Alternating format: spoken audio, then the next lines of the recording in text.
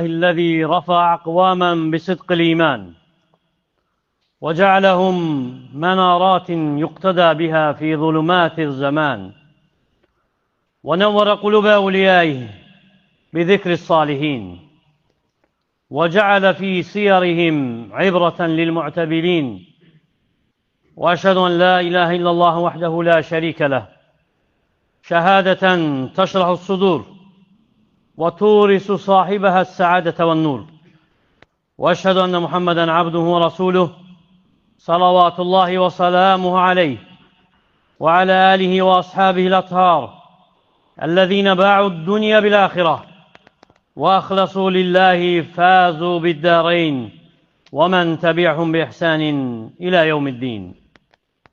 فأوصيكم بتقوى الله فهي وصية الله للأولين والآخرين فاتقوا الله يا عباد الله فإنها وصية الأنبياء وزاد الأولياء ونور القلوب في دجى الظلمات. Ama ba'd, əziz, değerli Müslümanlar, əziz qardaşlar, ilk növbədə Allah'tan qorxmağı tövsiyə edirəm. Bu Rabbimizin həm birincilərə, həm sonunculara etdiyi bir tövsiyədir. Qorxun Allah'tan, bu peyğəmbərlərin vəsiyyətidir, övliyalarının azüqəsidir, qəlblərin nurudur zülmət gecələrdə. Və sonra bil ki, qəlblər salihlərin zikri ilə həyatda durur. Salihləri xatırlamaqla dirçəlir.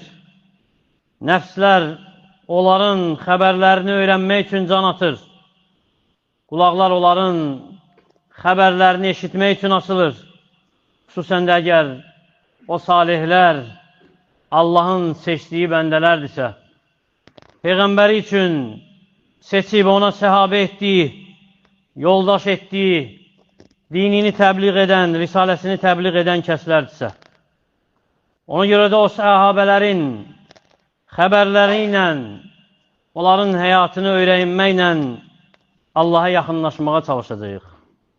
Bəlkə sərtləşmiş, daşlaşmış qəlblər, yumuşalar, qəflətdə olanlar, aylar oyanar.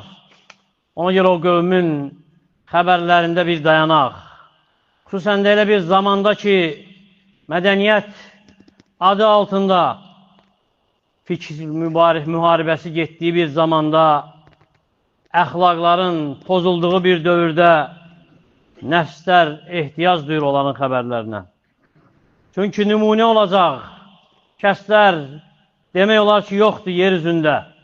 Nə məşriqində, nə məğribində bizə, özümüzə, cavanlarımıza, gələcək nəsillərimizə nümunə olacaq insanlar məhz olardı, səhabələrdir. Peyğəmbər sallallahu aleyhi və səlləmdir. Onun yolunu gedən o xeyirli insanlardır. Və bugün Məhəmməd mədrəsəsindən, sallallahu aleyhi və səlləmin mədrəsəsindən bir kişinin həyatına toxunacaq. O kişi ki, o şəxsiyyət ki, öz əsrinin insanlarını təəccübləndirib, onları heyran qoyub, fəzilətlərin hamısını özündə cəm edib, qəlbi imanla dolu olub və Allah yolunda özündə olan dəyərli, bahalı nə varsa onu ucuz sayıb. Sadiq bir kişi, hansı ki verirdi, əvəzini gözləmirdi. Üstün edirdi hər kəsi özündən, özünü heç kəsdən üstün saymırdı. Səxavət sahibi, əli açıq, İslamı ilk qəbul edənlərdən, cənnətlə müjdələnmiş 10 səhabədən biri, hansı ki 2 dəfə hicrət edib, sonra Mədinəyə hicrət edib, Bədirdə və bütün döyüşlərdə Peyğəmbər sallallahu aleyhi və səlləmin önündə olub.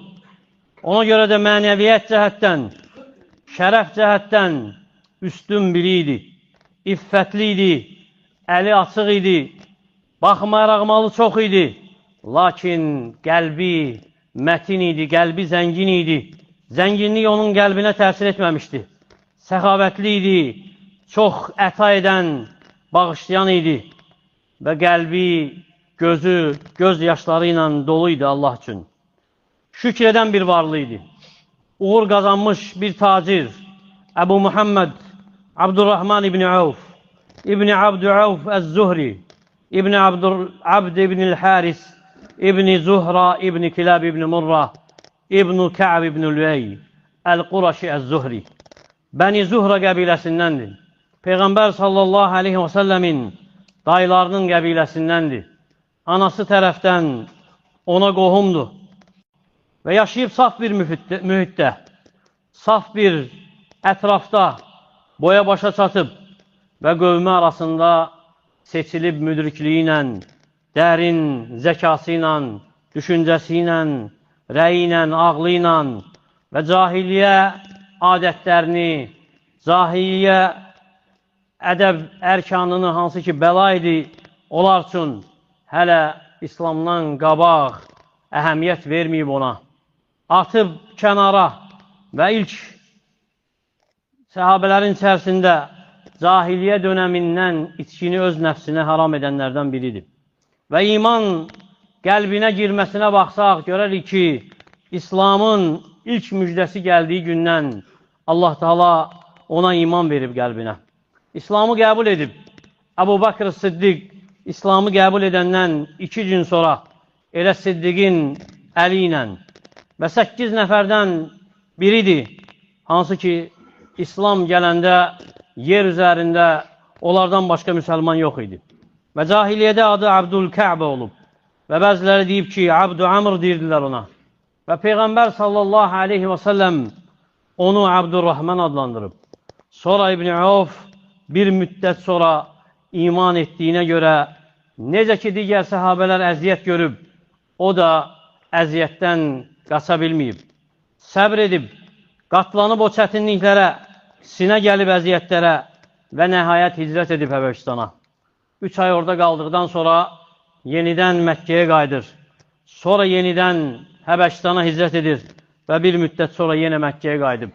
Və Peyğəmbər sallallahu aleyhi və səlləm Mədinəyə hicrət etməyi səhabələrə izin verdikdə Mədinəyə çıxıb mühacir olaraq və bu yolda Allah Teala'dan böyük bir tərifə layiq olub, Allah Teala'nın zikr etdiyi ayəyə müvəffəq olub, buyurur ki Rəbbimiz وَلِلْفُقَرَاءِ الْمُهَاجِرِينَ الَّذ۪ينَ اُخْرِجُوا مِنْ دِيَارِهِمْ وَأَنْوَالِهِمْ يَبْتَغُونَ فَضْلًا مِنَ اللّٰهِ وَرِضْوَانًا وَيَنْصُرُونَ اللّٰهَ وَرَسُولَهُ Ulaikə humus sadiqun. Deyir ki, Rəbbimiz kasıb olaraq hicrət edən mühacirlər, hansılar ki, mallarından, yurdlarından oldular. Bununla Allahın lütfünü, razılığını diləyirdilər. Allaha və elçisinə kömək edirdilər. Olardı sadiqlər. Bu ayə onun haqda nazil olub və daxil olub Mədinəyə kasıb olaraq, heç bir şeyi olmadan, nə bir dirhəmi var idi, nə bir əşyası var idi. Əynində geyindiyi paltardan başqa heç bir şey olmayıb. Peyğəmbər sallallahu aleyhi və səlləm onu qardaş edib Sə'd ibn Rabi'a ilə və Sə'd ibn Rabi' Əl-Ənsari radiyallahu anhu imanından, doğan səmimiyyətindən və ərəb əsalətindən, səxavətindən ona deyib ki, ya Abdurrahman, ey Abdurrahman, ənə əktəru əhlil Mədinəti mələ. Mən Mədinə əhlinin ən çox malı olanam. Fəndur şətrə məli fəxudhu. Bax, malımın yarısını götür. Və təhtə imratən. Fəndur əyyətuhunnə əcəbu ləkə həttə utalliqəhə ləhə və təzəvvəcəhə. Və mənim 2 xanımım var. Bax, hansı xoşuna gəlirsə, onu boşuyum, onlardan biri ilə evlən. Və şərəfli, namuslu, iffətli Abdurrahman ona cavabında deyib ki, Bərakallahu ləkə fi əhlikə və məlik. Allah sənə və ailənə, malına bərəkət versin. Dəlluni alə suqil Mədinə. Mənə Mədinənin bazarının yolunu göstər. Və göstərib ona Mədinənin bazarının yolunu. 43 yaşında Mədinənin bazarına daxil olub. Baxmayaraq o dövrdə Mədinə bazarını idarə edən vasitəçilər, simsarlar Bəni Qeynuqa qəbiləsinin yahudiləri idi. Lakin bu onun əzimkarlığını, qətiyyətini, Yahudilərin etdiyi inhisar onun bu istəyini, rəğbətini sındıra bilməyib.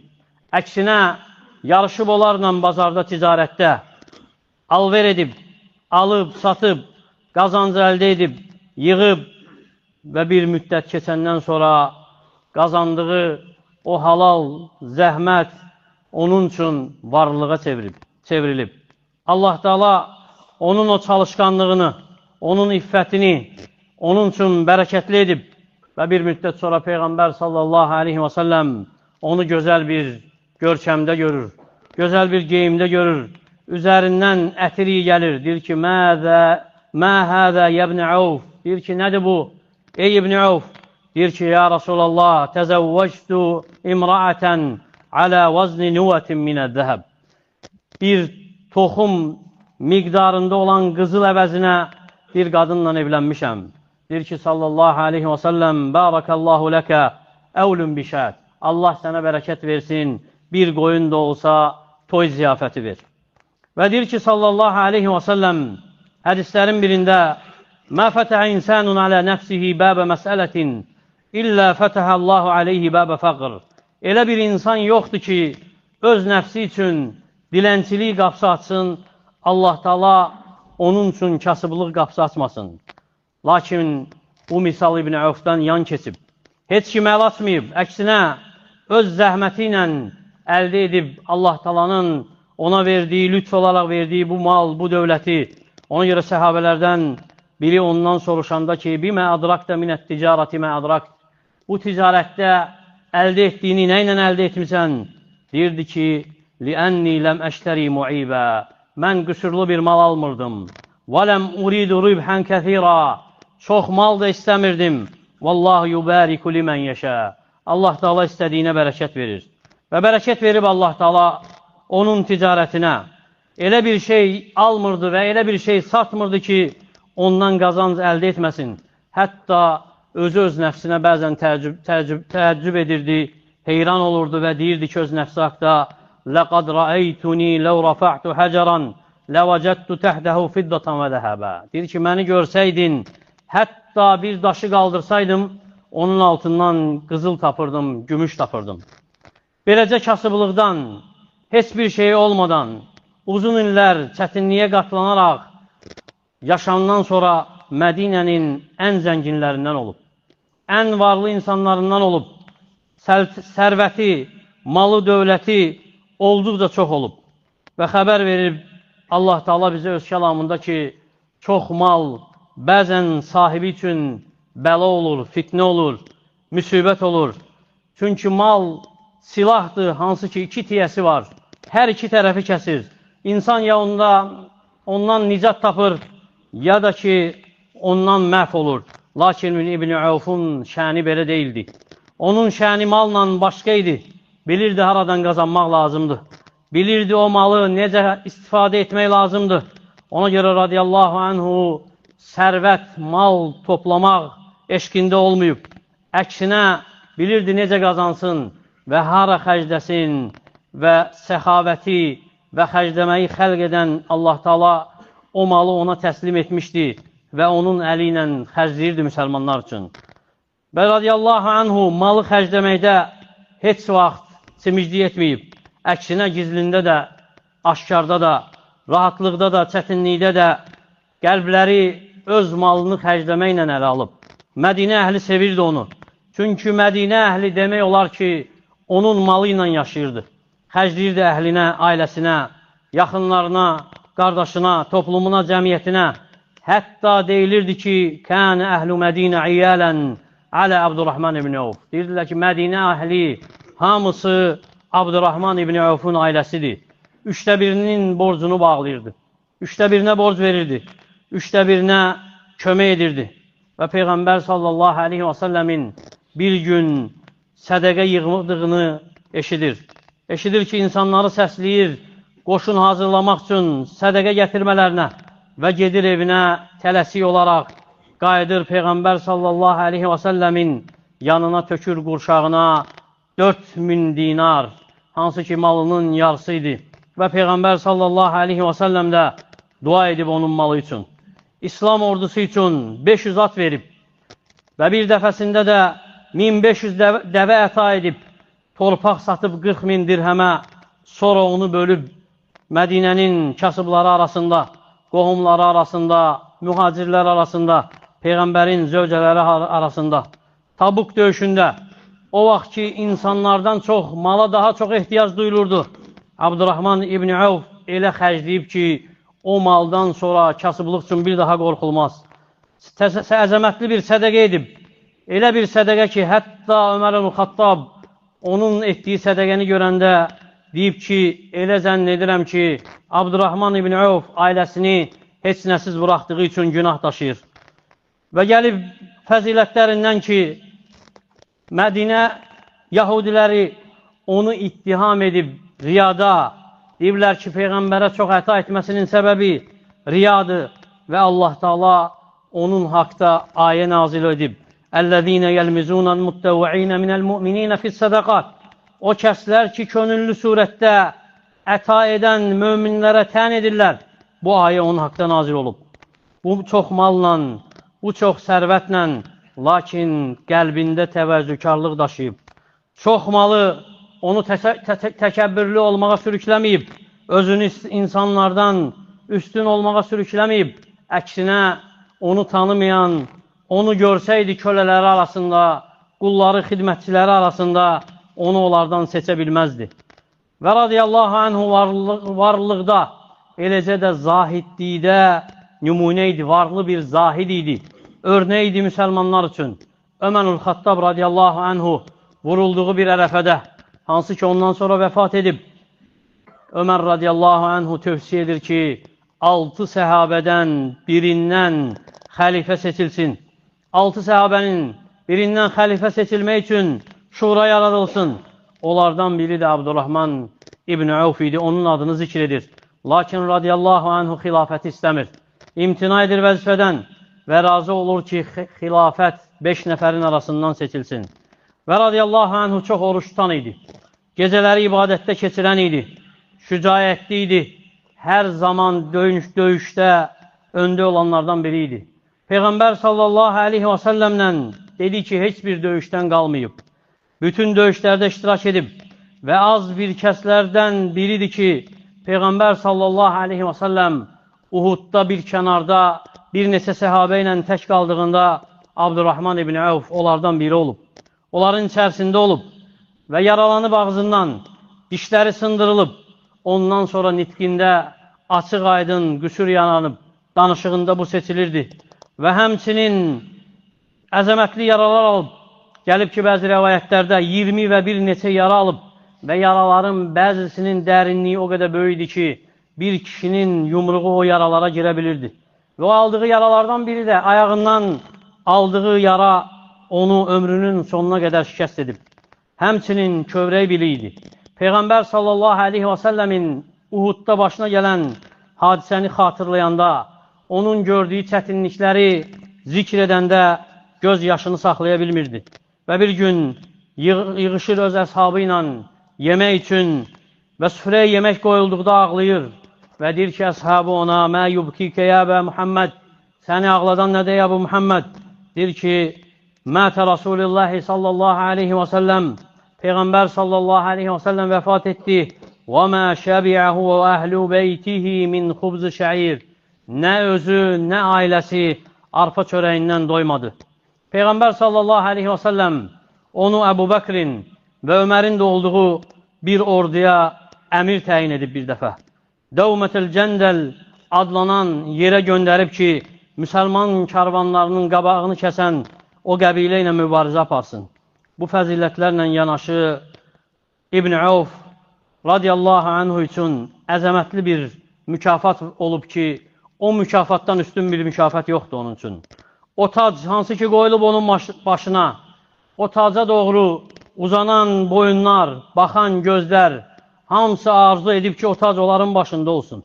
Allah Taala öz lütfündən elə edib ki, bəşəriyyətin ən xeyirlisi, Peyğəmbərlərin imamı, əmbəlkilərin, sonuncuların ağası Peyğəmbər sallallahu aleyhi və səlləm Tabuk günü onun arxasında namaz qılıb. Peyğəmbər sallallahu aleyhi və səlləm Tabuk gününün səhəri ehtiyacı üçün harasa çıxır. və gəlişi gecikir və insanlar Abdurrahman ibn Avfu onlara namaz qıldırması üçün önə çəkirlər. Və Peyğəmbər sallallahu aleyhi və səlləm ikinci rükətdə gəlib çatır. Abdurrahman ibn Avf geri çəkilmək istəsə də Peyğəmbər sallallahu aleyhi və səlləm ona işarə edir ki, namazını tamamla və namazı imam olaraq tamamlayıb. İlk olaraq Peyğəmbər sallallahu aleyhi və səlləmin arxasında namaz qıldığı kəs məhz Abdurrahman ibn Avfdur. Sonra Peyğəmbər sallallahu aleyhi və səlləm vəfat etdiyi xəstəlikdə insanları namazı qıldırmaq üçün Əbu Bakır Siddiqi təyin edib. Həmçinin fəzilətlərindən Peyğəmbər sallallahu aleyhi və səlləmin qəlbində yeri böyük idi. Ona görə nə hadisə olubsa, ona qarşı o hadisədə onu müdafiə edib. Bir dəfə Xalid ibn Validlə Abdurrahman ibn Avf arasında mübahisə yaranır. Cüzeymə əsirləri haqda və hər biri bir-birinə əziyyət edən sözlər eşitdirir. Xəbər Peyğəmbər sallallahu aleyhi və səlləmə çatanda Xalid ibn Validi çağırır və açıq aydın Abdurrahmanın fəzilətinə işarə edərək deyir ki ona Də'uli əshabi, əshabımı mənim üçün tərk edin. Fələv ənfəqə əhədun mitləhud zəhəbən mə bələğə muddə əhəduhum əv nasifə. Əgər kimsə Uhud dağı boyda qızıl sərf etsə, onların yarım ovuc və onun yarısını sərf etdiyi qədər edə bilməz. Əli ibn Əbi Talib deyirdi ki, Abdurrahman ibn Avf səma əhlinin yanında əmindir, eləcə də yer əhlinin yanında əmindir. Ömər radiyallahu anhu Abdurrahman zikr ediləndə deyirdi ki, ədalətli və razı olunandır və həmçinin deyirdi ki, müsəlmanların ağasından bir ağadır. Əksinə Peyğəmbər sallallahu aleyhi və səlləm necə ki İmam Buxari rəvayət edir öz tarixində, deyir ki, Peyğəmbər sallallahu aleyhi və səlləm bir gün Busra binti Safvandan radiyallahu anhədən soruşur ki, Ummu Kulsum binti Uqbənin qızına kim elçi düşüb? Deyir ki, filan kəs və filan kəs və Abdurrahman ibn Avf. Deyir ki, sallallahu aleyhi və səlləm Ənkihu Abdurrahman ibn Avf fə innəhu min xiyaril muslimin. Abdurrahman ibn Avfla evləndirin. O müsəlmanların ən xeyirlisidir. Başqa bir ləfsdə deyir ki, min sədətil muslimin. O müsəlmanların ağasındandır. Bunu eşidən Ummu Kulsum, qardaşı Validə xəbər göndərir. Deyir ki, ənkihni Abdurrahman ibn Avf-ı-Sə'ə. Dərhal məni Abdurrahman ibn Avfla evləndir. Bu Peyğəmbər sallallahu aleyhi və səlləmin onun haqda dediyi təzkiyəsi idi, tərifi idi. Bundan qabaq da vurğulayıb onun haqda necə ki onu cənnətlə müjdəliyib 10 nəfərdən birindən sayıb. Həmçinin Hirada olduğunda, Hira titrədiyində deyib ki, sakit ol Hira, sənin üzərində yalnız şəhid var, Siddiq var və Peyğəmbər var. Və orada Peyğəmbərlə bərabər Əbu Bakır idi, Ömər idi, Osman idi, Əli idi, Talhə idi, Zübeyr idi, Sə'd idi, Sə'id ibn Yezid idi, eləcə də Abdurrahman ibn Avf idi. Və ölənə yaxın həyatının sonunda malının çox hissəsini vəsiyyət edib. Vəsiyyət edib 50.000 dinar sədəqə olsun Allah yolunda. Vəsiyyət edib 1000 at İslam ordusuna qatılsın. Və həmçinin vəsiyyət edib ki, çox qullar, hansı ki onun sərvətindəndir, azad edilsin. Eləcə də Bədirdə olan qardaşlarını da yaddan çıxarmayıb. 100 Bədirdə olan səhabəyə 400 dinardan paylayıb və əmr edib, həmçinin ki, malından nə qalırsa müsəlmanlardan kasıb olanlara xərclənsin. Və gəlib Allah Taala'nın əmri hansı ki, hamı üçün gələcək. Ölüm hansı ki, ona gəlib xəstələndiyi bir ərəfədə, bir aya yaxın ölməmişdən qabaq xəstə olub yatağında, öz evində, baxmayaraq xəstə idi, yatağındaydı, lakin xəstə ola-ola o günləri oruclu keçirib, Rəbbindən istiğfar edərək keçirib. Elə ki, ölüm anı çatır, Abdurrahman ibn Avf ağlayıb şiddətli bir şəkildə və soruşulub ağlamağının səbəbi, deyib ki, Mus'ab ibn Ömeyr məndən daha xeyirli idi. Peyğəmbər sallallahu aleyhi və səlləmin zamanında vəfat etdi. Onu kəfənləmək üçün kəfən tapılmadı. Həmzə ibn Abdülmuttalib məndən daha xeyirli idi. Öləndə onu kəfənləmək üçün kəfənimiz yox idi. Mən qorxuram ki, bu qədər malım, dövlətim mənə onlara qovuşmağa mani olar. Və vəfat edib hicrətin 31-ci ilində, bəziləri deyib ki, hicrətin 32-ci ilində 75 yaşında və dəfn edilib Bəqidə və Osman radiyallahu anhu onun cənazəsini qılıb. Çünki belə vəsiyyət etmişdi ki, cənazəsini Osman ibn Affan radiyallahu anhu qılsın. Və Mədinə əhli təsirlənib onun xəbəri ilə, ağlayıb onun üçün yaxında, uzaqda, böyükdə, kiçikdə, qonşuda, dostda Allah ona rəhmət etsin, Allah ondan razı olsun və həmçinin bütün səhabələrdən razı olsun.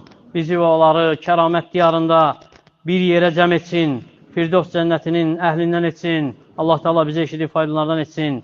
Ölkəmizi, digər müsəlman ölkələrini xətadan, bəladan qorusun. Ölkəmizi bu mübarək ayda əmin-amanlıq diyarı etsin, bərəkət diyarı etsin. Ölkə başçımızı qorusun, onu Allahın sevdiyi, razı qaldığı işlərə müvəffəq etsin. Əqulu mə təsmə'un və əstəğfirullaha li və ləkum və li sa'iril muslimin min kulli zəmb fəstəğfiruhu innəhu huvəl-ğafurur-rahim.